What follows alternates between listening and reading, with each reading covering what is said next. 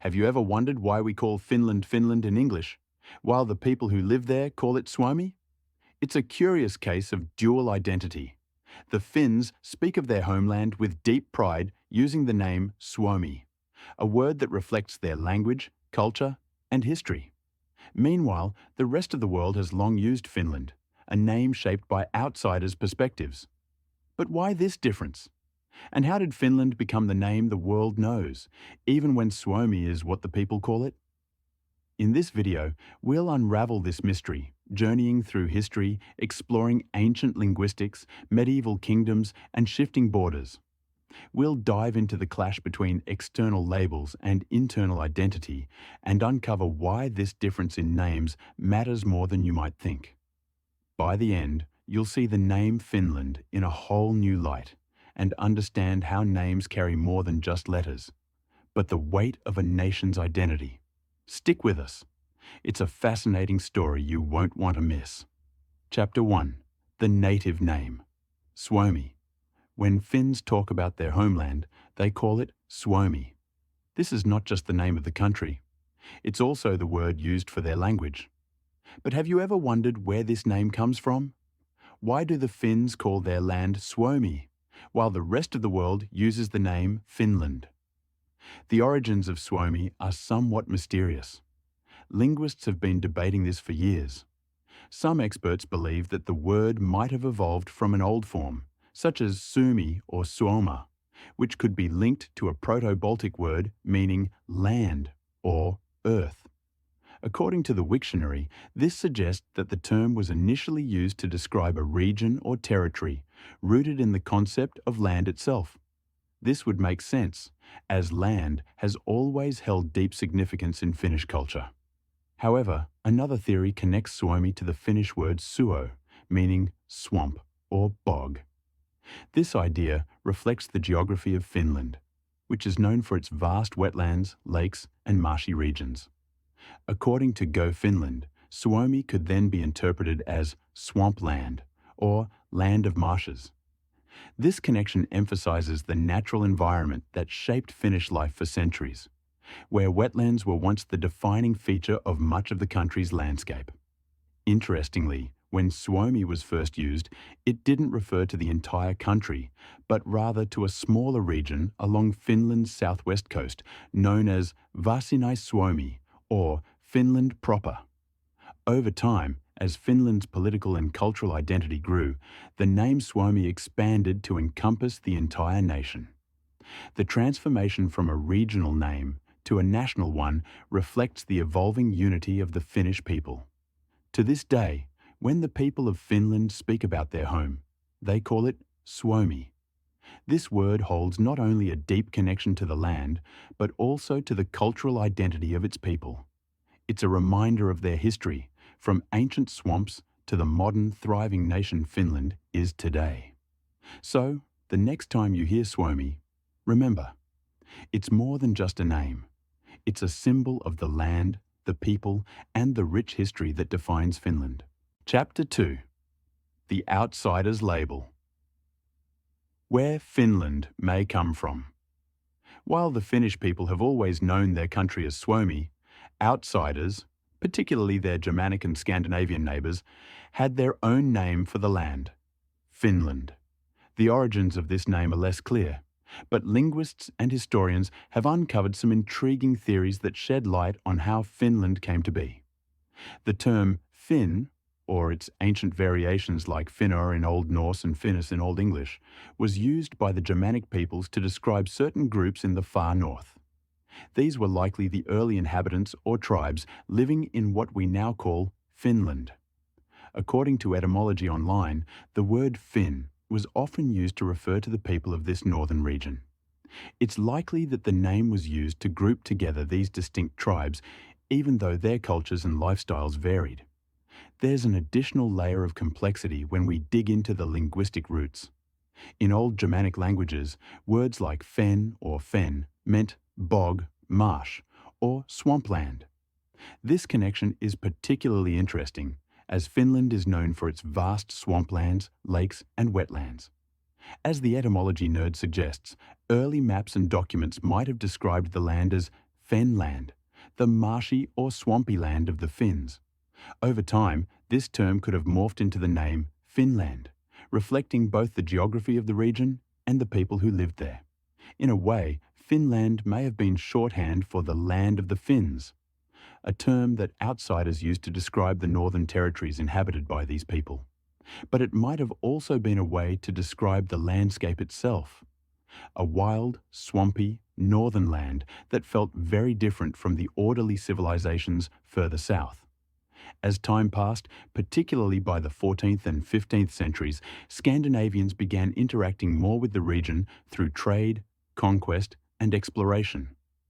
As this contact increased, the name Finland, or early variants like Finlandia and Finlandi, began to appear in maps and official documents, reflecting the growing influence of the Swedish crown over the region. According to Wikipedia, as parts of Finland, especially the southwestern region around Turku, fell under Swedish control, the name Finland expanded to include a larger territory. Eventually, it was used to refer to the entire country, at least in the foreign tongue. By this point, the name Finland had taken root in international discourse. It was the name used by outsiders, travellers, and mapmakers, a name that stuck even as Finland grew into its own identity. So, Finland became the external label for the country, while Suomi remained the word for the land within the hearts of the people who called it home. Chapter 3. Swedish rule and the spread of the external name. To understand why the name Finland stuck, we need to look at the centuries of foreign rule and the shifting political landscape that played a significant role in spreading this name. For many centuries, Finland was not the independent nation we know today, but rather a territory under the control of its much more powerful neighbour, the Kingdom of Sweden. From the 12th century until the early 19th century, Finland was part of the Swedish realm. According to Wikipedia, during this time, Finland was politically and administratively tied to Sweden, and its governance was integrated into the Swedish monarchy.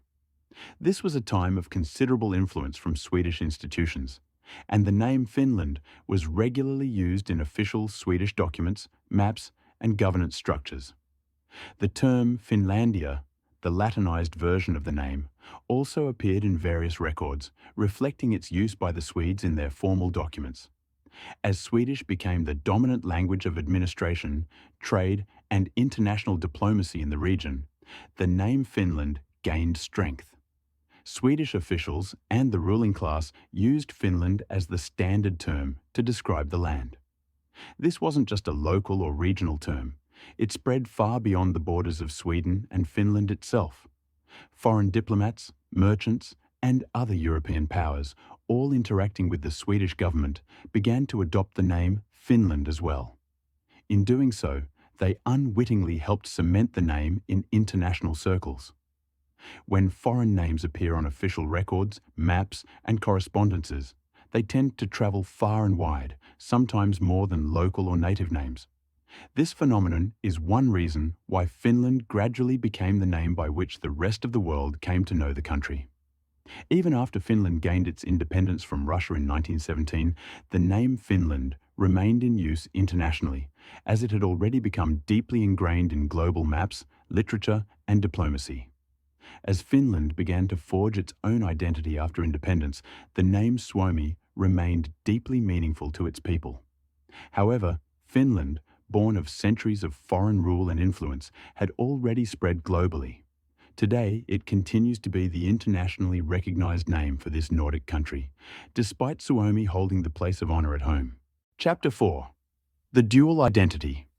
Suomi at home, Finland to the world.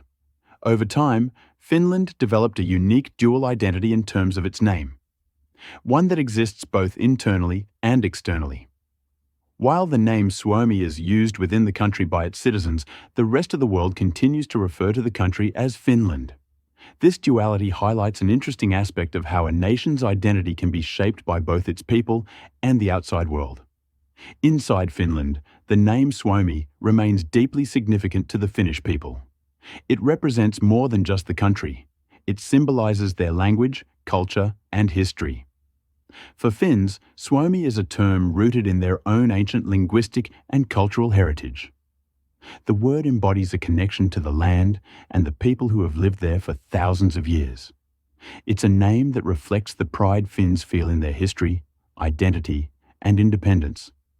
However, outside Finland, the rest of the world uses the name Finland.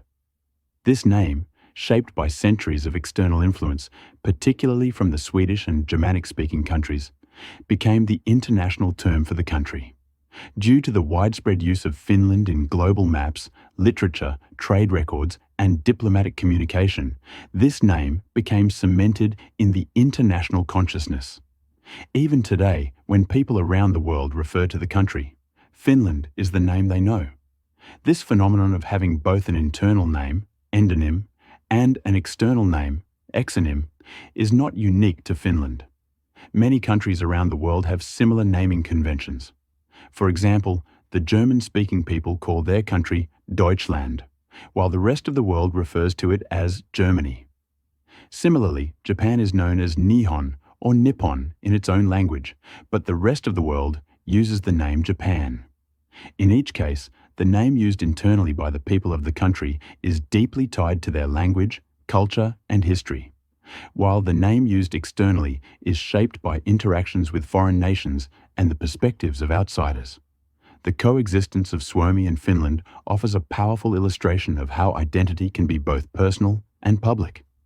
It shows how a nation can carry an internal name, one that speaks to the heart of its people and their connection to the land, while also adopting a different name for the world to recognize. This dual naming reflects the complex layers of history, culture, and geopolitical forces that shape how we see ourselves and how others see us. It's a reminder that a country's name isn't just a label, it's a story, told from both within and beyond its borders. Chapter 5. Why it matters: cultural memory, identity, and respect. You might ask, does the name really matter? At first glance, it might not seem important. After all, it's just a name, right? But names carry far more weight than we often realize. They are deeply tied to memory, identity, and the way we understand the world around us. When a Finn says Suomi, they aren't just naming a country, they're evoking centuries of history and personal connection. The name Suomi conjures images of ancient forests, vast lakes, and the rugged landscapes that have shaped the Finnish identity. It carries the weight of their ancestors, the people who lived, fought, and thrived in this land long before modern Finland took shape. It's a connection to the language passed down through generations, a language that binds the Finnish people to each other and their heritage. Suomi is not just a place, it is a living, breathing part of who they are. On the other hand, when someone abroad says Finland, they recall a different narrative, one shaped by outsiders' perspectives. The name Finland brings with it the echoes of Viking expeditions, medieval Swedish kingdoms, and European travelers mapping out a mysterious northern land. Finland reflects how the rest of the world perceived this northern territory through foreign eyes, a land of snow, lakes, and vast wilderness populated by the Finns. To outsiders, it's a term born of exploration, conquest, and a bit of romanticized mystery. Both of these stories matter. They represent different facets of Finland's identity, one rooted in the hearts of its people, the other shaped by the world's gaze. The name Suomi is an internal reflection of culture, language, and history, while Finland tells the story of how the world came to recognize the land. These two narratives don't erase each other. They coexist, each adding layers of meaning and depth to the understanding of this remarkable country. Understanding the significance of these names helps us appreciate more than just the words themselves. It opens our eyes to the history, culture, and identity carried by every country. Names, after all, are not just labels. They are the reflections of our shared experiences, struggles, and triumphs. Every name carries a story, sometimes quiet, sometimes loud, but always meaningful. And when we take the time to understand these stories, we gain a deeper respect for the diverse and complex identities of nations around the world. By appreciating both Suomi and Finland, we not only learn about the land and its people, but also recognize the rich cultural heritage that shapes how nations see themselves and how the world sees them. Conclusion. So, the next time you hear the word Finland, or maybe spot Suomi on a hockey jersey or a travel poster, take a moment to reflect. You are hearing two voices. One is the voice of the Finnish people themselves, deeply connected to their land, their language, and their rich history. The other is the voice of outsiders, travelers, mapmakers, and foreign rulers, trying to describe a far-off and mysterious land they barely understood. Suomi and Finland are more than just names.